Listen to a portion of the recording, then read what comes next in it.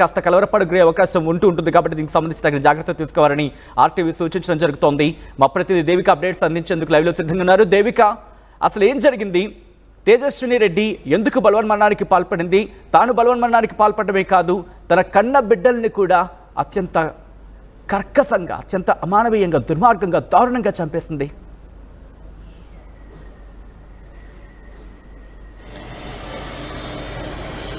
తన తల్లి అంటే ఇక్కడ చూడొచ్చు, 9 నెలలు నవమాసాలు మోసిన తన తల్లి తన ఇద్దరు పిల్లల్ని కూడా అతి దారుణంగా చంపిన ఘటన అయితే జీడిమెట్ల పోలీస్ స్టేషన్ పరిధిలో అయితే చోటు చేసుకుందని చెప్పొచ్చు.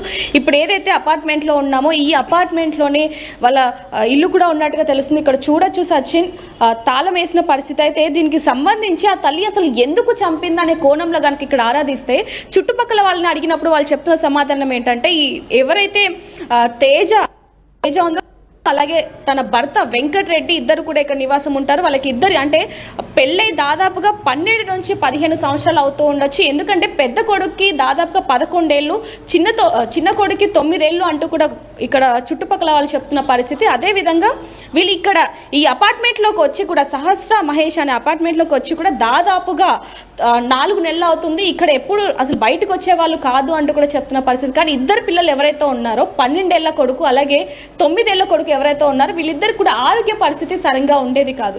దాదాపుగా అంటే కొంచెం ఆస్తమా లాగా ఉండేది. చిన్న ఒకవేళ వెదర్ చేంజ్ అయినా కూడా వెంటనే హాస్పిటల్కి తీసుకెళ్లాల్సిన పరిస్థితి ఉండేది. పెద్ద కొడుకుతో దాదాపుగా హాస్పిటల్ ఇల్లు తప్ప ఇంకొక అసలు వేరే లోకం కూడా తెలియదు, ఆ విధంగా పెంచారు అంటూ కూడా ఇక్కడ కొంతమంది చెప్తున్న పరిస్థితి. అలాగే తేజకి కూడా అంటే వెంకటరెడ్డి తన భార్యతో కూడా సరిగ్గా ఉండేవాడు కాదు. అలాగే తేజ కూడా ఎప్పటికీ ఏ క్షణాన ఏ విధంగా మారుతుందో కూడా తెలియని పరిస్థితి. ఒకవేళ కనుక 10 నిమిషాలకి సరిగ్గా ఉంటే 10 నిమిషాల తరువాత భర్తతో గొడవ పడ్డం, ఎవరితో మాట్లాడకుండా ఒక్కతే నించోటం, ఇలా అంటే తన మానసిక పరిస్థితి కూడా బాగుండేది కాదు అంటూ కూడా ఇక్కడ చుట్టుపక్కల వాళ్ళు చెప్తున్న పరిస్థితి. ఇక్కడ చూడొచ్చు, ఏదైతే ఈ ఘటన చోటు చేసుకుందో దాదాపుగా 4 గంటల సమయంలో ఈ ఘటన చోటు చేసుకుంది. తరువాత వెంటనే తను ఏదైతే 4 అంతస్తుల మేడ ఉందో ఆ పైకి వెళ్ళి, ఈ అపార్ట్మెంట్ పైకి వెళ్ళి ఒక్కసారిగా దూకిన పరిస్థితి కనిపిస్తుంది. ఇక్కడ చూడొచ్చు, ఈ అపార్ట్మెంట్ గేట్ దగ్గరికి వెళ్తే కనుక ఇక్కడ నుంచి కిందకి పడిన పరిస్థితి అని చెప్పొచ్చు. ఈ వర్షం కారణంగా ఆ బ్లడ్ మార్క్స్ ఏవైతే ఉన్నాయో అవన్నీ కూడా పోయిన పరిస్థితి అని చెప్పొచ్చు. చుట్టుపక్కల వాళ్ళు ఎప్పుడైతే ఈ ఘటన చోటు చేసుకుందో అప్పుడే పోలీసులకు ఇన్ఫర్మేషన్ ఇవ్వడంతో పోలీసులు అయితే హుటాహుటిగా ఇక్కడికి రావడం జరిగింది. ఇక్కడ ఇంకోటి ముఖ్యంగా సచిన్, ఎవరైతే తేజ ఉందో తను 6 పేజీల లెటర్, సూసైడ్ రాసినట్టుగా కూడా పోలీసులు గుర్తించడం జరిగింది. ఆ లెటర్లో కూడా నాకు మానసిక పరిస్థితి సరిగ్గా లేదు, అదేవిధంగా నా ఇద్దరు కొడుకులు కూడా ఆరోగ్యపరంగా ఎంతో నరకయాతన అనుభవిస్తున్నారు, వాళ్ళు రోజు పడే నరకయాతన నేను చూడలేకపోతున్నాను, అదేవిధంగా నా భర్తతో కూడా కొంచెం కలహాలు ఉన్నాయి, మా ఇద్దరికి కూడా కొంచెం సరిగ్గా ఇద్దరి మధ్య కూడా అనేక గొడవలు జరిగాయి, నేను వీటి మధ్య విసిగిపోయాను అంటూ కూడా తను ఇక్కడ తేజస్వి రెడ్డి కుటుంబం అక్కడికి చేరుకుందా? వాళ్ళు ఏమైనా మాట్లాడడం జరుగుతుందా? వాళ్ళు ఏమైనా ఆరోపణలు ఈ అంశానికి సంబంధించి రైజ్ చేయడం జరుగుతుందా? ఇక్కడ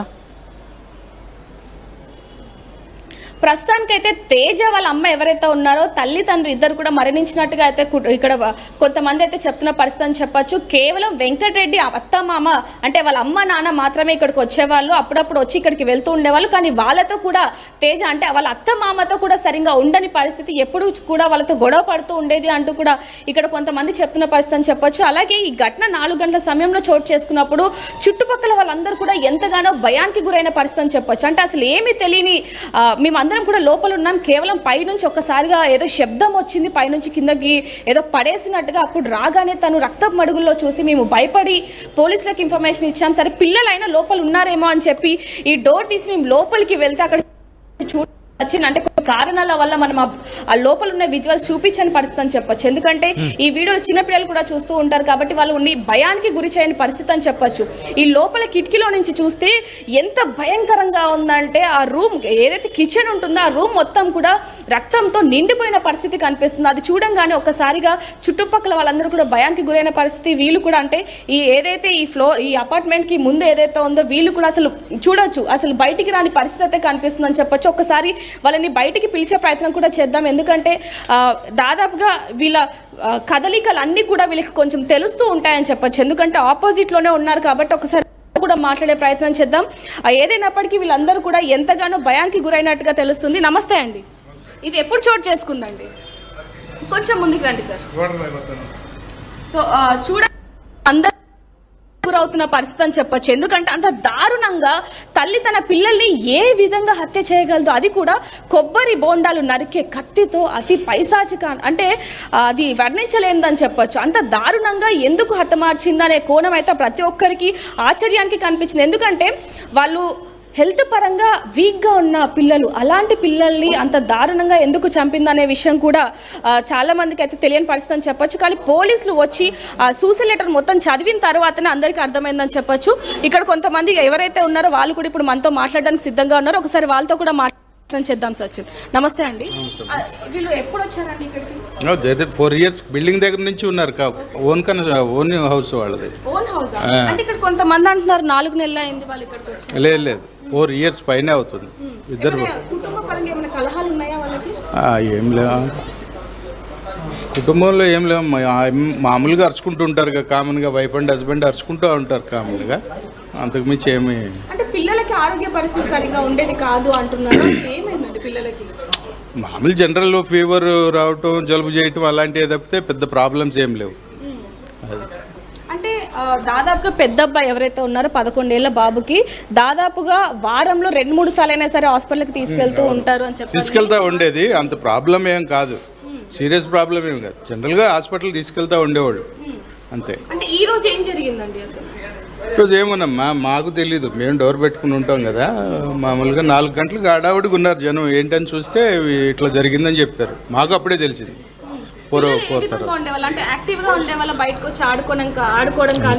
అంత బాగుండేవాడు. మరి తేజ పరిస్థితి ఎలా ఉండేది? అంటే తనకి కొంచెం ఆరోగ్య పరిస్థితి సరిగా ఉండేది కాదు, మానసికంగా ఇబ్బంది పడేది అంటున్నారు. అసలు ఎలా ఉండేది? మానసికంగా ఇక భర్త మీద ఎప్పుడు ఏదో గొడవడతానే ఉండేది. పిల్లల్ని కాస్త తిడతాం, అది కొడతాం, అది చేస్తూ ఉండేది. మాలాంటి వాళ్ళ మీద కూడా గొడవ ఆడుతూనే ఉండేది. కొంచెం మెంటల్గా పరిస్థితి బాగుండేది కదా అమ్మాయికి. అంటే ఇంత దారుణమైన ఘటన అని చెప్పి అలాంటిది కుటుంబ సభ్యులు కూడా ఎవరు లేని పరిస్థితి అని చెప్పొచ్చు. అంటే నిర్మానుషంగా ఉంది. మరి కుటుంబ సభ్యులు ఎవరు రాలేదా ఇక్కడికి? ఇక్కడ వాళ్ళ బంధువులు ఎవరు లేరు అనుకుంటండి, మాకు అంత ఐడియా లేదు. వాళ్ళ పేరెంట్స్ ఉన్నారు, అమ్మాయికి అమ్మ నాన్న ఉన్నారు, భర్త వాళ్ళ అమ్మ నాన్న వస్తూ ఉండేవాళ్ళు. ఇంక వేరే ఎవరు అమ్మ నాన్న వచ్చేవాళ్ళు? అంటే ఇక్కడ పక్కన ఫ్లాట్ వాళ్ళు చెప్తున్నారు ఏంటంటే తేజ వాళ్ళ అమ్మ నాన్న చనిపోయారు, కేవలం లేదు తేజ వాళ్ళ అమ్మ నాన్న ఉన్నారు, వాళ్ళు వస్తూ ఉంటారు. ఉన్నటి వరకు వాళ్ళ అమ్మ కూడా ఉంది, ఈ అమ్మాయికి తోడుగా బాగాలేదని, ఇలాంటి పరిస్థితే ఉందని, మానసికంగా మనిషి బాగాలేదని వాళ్ళ అమ్మ తోడు కూడా ఉంది కొన్నాళ్ళు. మరి అంటే ఇలాంటి నిర్ణయం తీసుకుంటుందని ఎవరో జన అనుకున్నారా? అంటే పిల్లల్ని కొట్టడం కానివ్వండి, అంటే పిల్లల మీద ఏమైనా చిరాగ్గా ఉండడం అలాంటివి ఏమైనా? లేదు అసలు అటువంటిది ఏం లేదు. ఎవరు ఊహించం కదా అట్లా చేస్తుందని. అంత ప్రేమగా చూసుకునేది పిల్లల్ని. అది అంటే మీకేమనిపించింది అంతా? అంటే 6 పేజీల సూసైడ్ లెటర్ రాసిందంటూ కూడా పోలీసులు చెప్పడం జరుగుతుంది. అదేమన్నా విన్నారా చుట్టుపక్కల? లేదండి, మాకేం తెలియదు అసలు ఆ విషయం. ఇందాక పోలీసులు చెప్తూనే కింద చెప్పారు కదా సార్. ఏమని చెప్పారు? అదే అమ్మాయి మానసికంగా ఇట్లా, అంటే మేము చెప్పిందే ఇప్పుడు మేము మీకు ఎలా చెప్తున్నామో ఆయనకు కూడా అలాగే చెప్పారు సార్, చెప్పారు. అది కేవలం మానసికంగా పరిస్థితి బాగాలేదు. అయితే వెంకట్ ఏం పని చేసేవాడు? ఆయన కెమికల్ కంపెనీలో జాబ్ చేస్తారు, ఫార్మా కంపెనీస్. ఆయన ఇప్పుడు ఎక్కడ ఉన్నాడు? అంటే ఈ ఘటన జరిగినప్పుడు అతను ఇక్కడ ఉన్నాడా లేకపోతే ఏంటి? మరి ఎప్పుడు వచ్చాడు? డ్యూటీలో ఉన్నాడు, ఇక్కడికి రాలా. వాళ్ళ చిన్న అబ్బాయి హాస్పిటల్ తీసుకెళ్లారు కదా, అక్కడికి వచ్చాడంట హాస్పిటల్ దగ్గరికి. అది అంతే తప్ప ఇంకేం తెలియదు. సో చూడొచ్చు సచ్, ఎందుకంటే పిల్లలకి కూడా ఆరోగ్య పరిస్థితి బాగుండేది కాదు, ఎప్పుడు అల్లారు ముద్దుగా పెంచుకుంది. అలాంటిది అంటే మళ్ళీ వాళ్ళు ఎదుగుతుంటే ఇంకా వాళ్ళ ఆరోగ్య పరిస్థితి ఇంకా విషమిస్తుంది అని చెప్పి ఇలాంటి పని చేసిందా, లేకపోతే ఇంకేదైనా ఇతర కారణాలు ఉన్నాయనే కోణంలో కూడా పోలీసులు అయితే ఇన్వెస్టిగేషన్ చేస్తున్నారని చెప్పొచ్చు. చూడొచ్చు ప్రస్తుతానికైతే